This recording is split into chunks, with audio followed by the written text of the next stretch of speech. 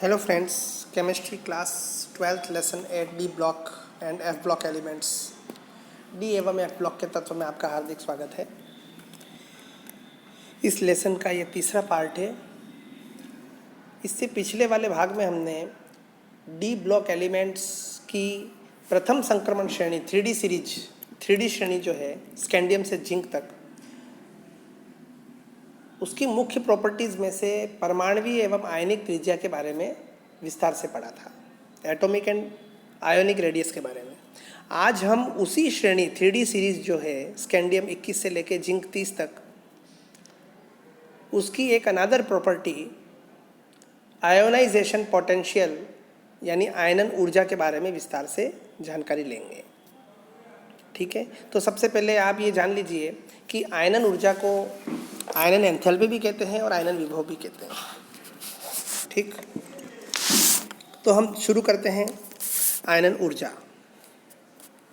सबसे पहले हम ये देखना चाहेंगे कि आयनन ऊर्जा कहते किसे। जैसा कि आपने 11th में पढ़ा होगा,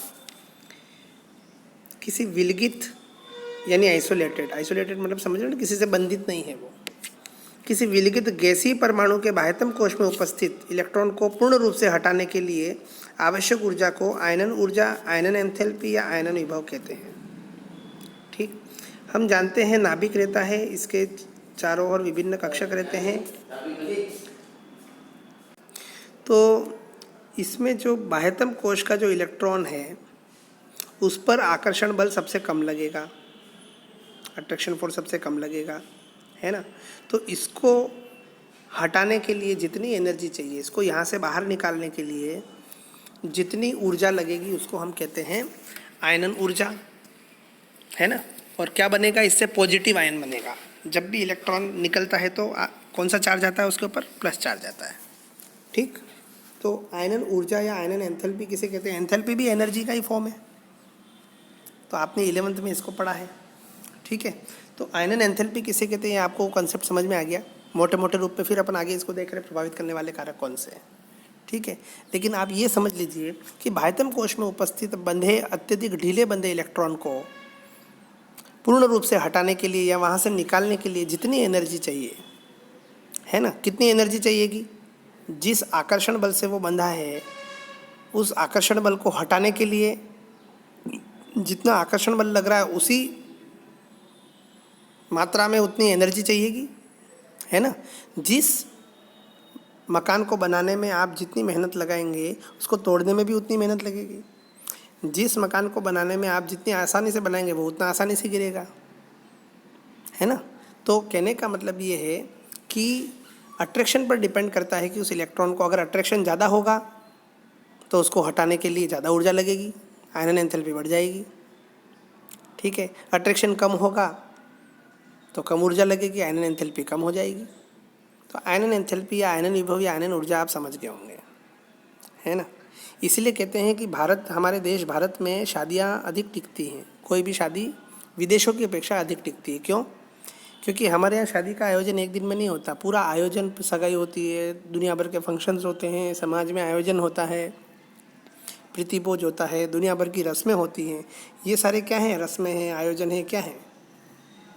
तो कहने का मतलब इतने आयोजन के बाद विवाह होता है कि अगर कोई उसको तोड़ना चाहेगा तो भी बहुत मुश्किल है। इसीलिए हमारे यहाँ जो ट्रेडिशनल जो मैरिज है वो टिकती हैं, विदेशों में ऐसा नहीं है। ठीक है, तो जिस अनुपात में अट्रैक्शन होगा उसको तोड़ने के लिए उतनी ही ज़्यादा एनर्जी लगेगी। एक तो ये चीज़। दूसरी, आप हमेशा ध्यान रखिए, एनर्जी का एक कंसेप्ट है कि एनर्जी जब भी दी जाती है तो हम उसको पॉजिटिव लेते हैं, और जब भी एनर्जी कहीं से रिलीज होती है, उत्सर्जित होती है, अवशोषित होती है तो पॉजिटिव, उत्सर्जित होती है तो नेगेटिव। आयनन एंथैल्पी में हमेशा एनर्जी दी जाएगी, इलेक्ट्रॉन निकालना है तो एनर्जी दी जाएगी, इसलिए आयनन एंथैल्पी हमेशा पॉजिटिव होगी, आयनन एंथैल्पी कभी भी नेगेटिव नहीं होगी। तो ये भी आप ध्यान रखिए। ठीक है, अब देखते हैं आयनन ऊर्जा को प्रभावित करने वाले कारक। सबसे पहला कारक है प्रभावी नाभिकीय आवेश एवं आकार, effective nuclear charge and size. ठीक है, प्रभावी नाभिकीय आवेश बढ़ने पर देखो, हम जानते हैं कि नाभिकीय आवेश बढ़ेगा नाभि की आवेश जब बढ़ेगा तो बाह्यतम इलेक्ट्रॉन पर लगने वाला आकर्षण बल भी बढ़ेगा, और आकर्षण बल बढ़ेगा तो उसको हटाने के लिए अधिक ऊर्जा लगेगी, तो आयनन एंथैल्पी बढ़ेगी। ठीक है, तो प्रभावी नाभिक की आवेश बढ़ने पर बाह्यतम इलेक्ट्रॉन पर लगने वाला आकर्षण बल बढ़ता है, जिससे उसे पूर्ण रूप से हटाने के लिए अधिक ऊर्जा की आवश्यकता पड़ती है, जिससे आयनन एंथैल्पी बढ़ती है। आप कहोगे कि प्रभावी नाभिक की आवेश क्यों लिखा या नाभिक की आवेश क्यों नहीं लिखा? देखो, नाभिक की आवेश आकर्षण को बढ़ाता है, लेकिन इलेक्ट्रॉन इलेक्ट्रॉन के बीच में प्रतिकर्षण भी लगता है ना। तो टोटल जो अट्रैक्शन लग रहा है और इलेक्ट्रॉन के बीच में रिपल्शन प्रतिकर्षण जो हो रहा है, इनका रिजल्टेंट जो है उसको कहते हैं हम जेड इफेक्टिव, जेड स्टार, यानी प्रभावी नाभिकीय आवेश, यानी टोटल। माना कि आप कमाते हो महीने का 50,000 रुपया, लेकिन आपका खर्च हो जाता है 30,000 रुपीज़, है ना। तो आपकी नेट इनकम कितनी हुई? 20,000। तो मैं 20,000 की बात कर रहा हूँ, मैं 50 की बात नहीं कर रहा हूँ, है ना। रिजल्टेंट जो चार्ज लग रहा है उसको हम कहते हैं प्रभावी नाभिकीय आवेश। ठीक है, तो प्रभावी नाभिकीय आवेश बढ़ेगा तो इलेक्ट्रॉन पर अट्रैक्शन बढ़ेगा, इलेक्ट्रॉन पर अट्रैक्शन बढ़ेगा तो उसको हटाने के लिए ज़्यादा एनर्जी लगेगी, ज़्यादा एनर्जी लगेगी तो आयनन एंथैल्पी बढ़ेगी। सिंपल, यानी आयनन ऊर्जा जो होती है वो प्रभावी नाभिकीय आवेश के समानुपाती होती है। ये जितना अधिक होगा आयनन एंथैल्पी उतनी ही ज़्यादा होगी। तो एक फैक्टर आपको समझ में आ गया अच्छे से। चलो हम दूसरे फैक्टर पे चलते हैं, नेक्स्ट। अब हम आते हैं आकार पर।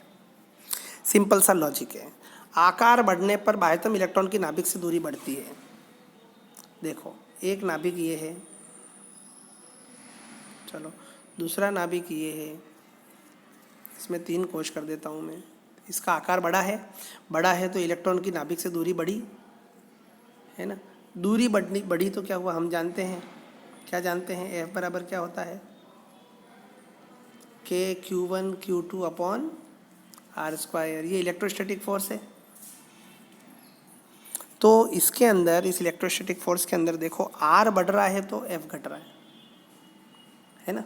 तो नाभिक से दूरी बाह्यतम इलेक्ट्रॉन की बढ़ने पर आकर्षण बल कमजोर होगा, आकर्षण बल कम होगा, कम लगेगा, तो उस इलेक्ट्रॉन को हटाने में कम ऊर्जा लगेगी, तो आयनन एंथैल्पी कम हो जाएगी। इसका मतलब ये हुआ कि आकार बढ़ने पर बाह्यतम इलेक्ट्रॉन की नाभिक से दूरी बढ़ती है। ठीक है, आयन ऊर्जा घट जाए, इसका मतलब ये व्युत्क्रमानुपाती होता है। आयनन एंथैल्पी जो होती है वो साइज के रिवर्सली प्रोपोर्शनल होती है, व्युत्क्रमानुपाती होती है। समझ में आ गया आपको? आकार बढ़ेगा, आयनन एंथैल्पी घटेगी, आकार छोटा होगा, आयनन एंथैल्पी बढ़ जाएगी। तो ये 2 चीज़ें मेरे ख्याल से आपको समझ में आ गई होंगी। ठीक, नेक्स्ट चीज़ है जो आयनन एंथैल्पी को प्रभावित करती है, वो है विभिन्न कक्षकों का स्थायित्व। तो आपने 11th में पढ़ा होगा, ऑफ-बो नियम में भी पढ़ा होगा कि अर्ध भरे कक्षक, हाफ फिल्ड ऑर्बिटल्स कौन कौन से, P3 D5 F7। देखो, P में टोटल 6 होते हैं, उसका आधा P3, ये P, ये 3, एक ये अर्ध भरे। ठीक है, चलो D5, ये D5 1 2 3 4 5 1 2 3 4 5, अभी आधे ही भरे हमने, है ना। और F7 इसी प्रकार से जैसे इन दोनों में भरे हैं, वैसे F में 7 इलेक्ट्रॉन्स भरे हमने, आधे एक ही भरे, अभी इनका पेयरिंग नहीं हुई है। या फुल फिल्ड ऑर्बिटल्स, पूर्ण भरे कक्षक, P6 D10 F14। ये अर्ध भरे या पूर्ण भरे कक्षक अन्य कक्षकों से ज़्यादा स्टेबल होते हैं, ज़्यादा स्थायी होते हैं।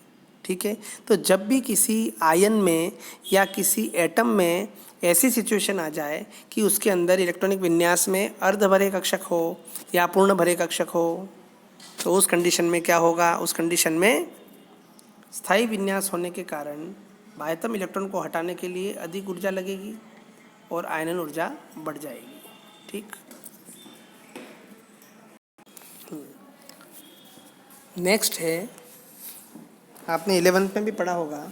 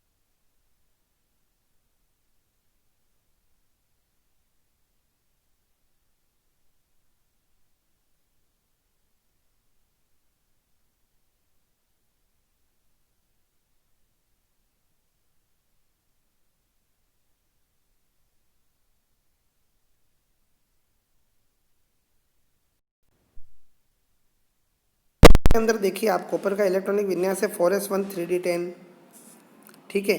तो पहला इलेक्ट्रॉन जब इसने त्यागा तो ये किस में बदल गया, Cu प्लस में बदल गया, जिसका इलेक्ट्रॉनिक विन्यास है 4s0 3d10, जो कि स्थायी विन्यास है, स्टेबल कॉन्फ़िगरेशन है। अब इससे दूसरा इलेक्ट्रॉन निकालने में बहुत अधिक ऊर्जा लगेगी क्योंकि ये स्थायी विन्यास है, ठीक। तो Cr प्लस और कॉपर प्लस का विन्यास स्थायी होने के कारण बाह्यतम द्वितीय इलेक्ट्रॉन को पूर्ण रूप से हटाने के लिए बहुत अधिक ऊर्जा लगेगी, अतः द्वितीय आनयन एंथैल्पी उच्च होती है। ये एक बहुत ही इंटरेस्टिंग तथ्य भी है और क्वेश्चन बनता है। चलो नेक्स्ट, जिंक की द्वितीय आनयन एंथैल्पी का मान कम होता है, क्यों? ये भी एक क्वेश्चन है, आता है आपका, जिंक की द्वितीय आनयन एंथैल्पी का मान कम होता है। वो इसलिए होता है क्योंकि देखिए आप, जिंक का इलेक्ट्रॉनिक विन्यास क्या है, सारे कक्षक भरे हुए हैं, 4sb और 3db, 4s2 3d10। इसने पहला इलेक्ट्रॉन त्यागा तो 4s1 3d10 विन्यास, तो पहला इलेक्ट्रॉन त्यागा स्टेबल कॉन्फ़िगरेशन से था, तो Ip1 का मान तो अधिक होगा, ये अधिक होगा।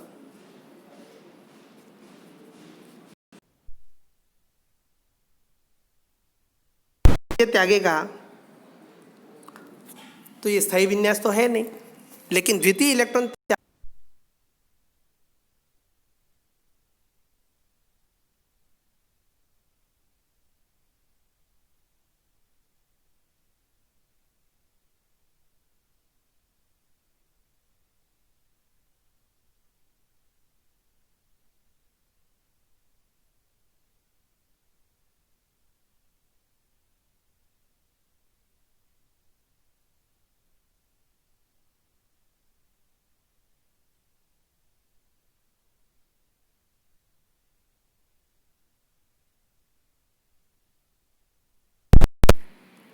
एक, और सेकंड क्या था हमारा, भरे कक्षक और पूर्ण भरे कक्षक ज़्यादा स्थायी रहते हैं, और